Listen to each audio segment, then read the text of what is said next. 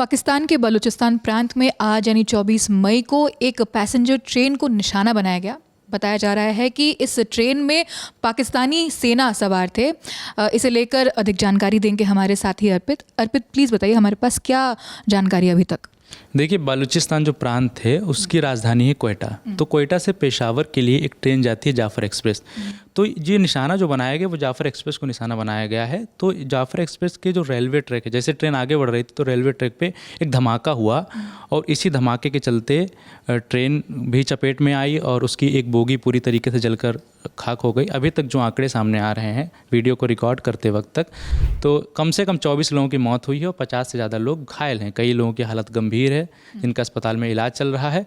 तो जो एएफपी है, एएफपी ने पाकिस्तानी अधिकारियों के हवाले से बताया है कि एक कार जो थी वो विस्फोटक से भरी हुई वो ट्रेन से टकराई, जिसके बाद ये धमाका हुआ। इसके बाद कई सारी बोगियां पटरी से उतरी, आसपास रेलवे ट्रैक की जो गाड़ियां खड़ी थीं या जो घर थे वो भी चपेट में आए।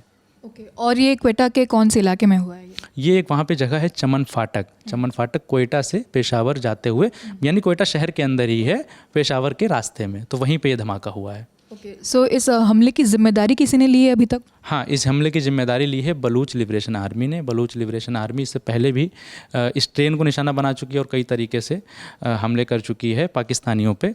तो उसने वहाँ का पाकिस्तान का एक न्यूज़ चैनल है ARY न्यूज़, तो उसने जो है बलूच लिबरेशन आर्मी के हवाले से बताया कि उन्होंने एक बयान जारी किया है। इस बयान में BLA ने कहा है कि आज सुबह मजीद ब्रिगेड ने कोयटा कैंट से सेना के लोगों को ले जा रही एक ट्रेन को बहुत ही ऑर्गेनाइज्ड फिदायीन हमला करके निशाना बनाया।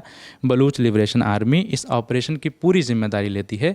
ऑपरेशन के बारे में पूरी जानकारी जल्द ही मीडिया को एक ऑफिशियल बयान में दी जाएगी। BLA ने जिस मजीद ब्रिगेड का जिक्र किया है वो इन्होंने इसे अपनी फिदायीन यूनिट बताया है। ये क्या होता है फिदायीन? इसे फिदायीन का मतलब होता है आत्मघाती हमला, यानी किसी कार में विस्फोटक लेके हमला कर देना या खुद के जैकेट में विस्फोटक पदार्थ भर के हमला लेना, ताकि खुद के साथ साथ दूसरों को भी नुकसान पहुंचे, दूसरे लोगों की भी जान जाए। अर्पित, इस पर किसी का अभी तक रिएक्शन आया है, प्रतिक्रिया आई है? अभी तक जो पाकिस्तानी PM जो हैं शहबाज शरीफ, उन्होंने इस पर अपनी प्रतिक्रिया दी है। उन्होंने इस घटना की जाहिर सी बात है कड़ी निंदा की है और अपने X पर इन्होंने एक बयान जारी किया। इन्होंने लिखा है कि मैं कोयटा के चमन फाटक के पास हुए भयानक बम धमाके की कड़ी निंदा करता हूं, जिसमें कई मासूम लोगों की जानें चली गईं और कई लोग घायल हो गए। आतंकवाद की ऐसी कायरतापूर्ण हरकतें पाकिस्तान के लोगों के इरादों को कमज़ोर नहीं कर सकती। हम आतंकवाद को ख़त्म करने के लिए अपने पक्के इरादे पर अडिग हैं।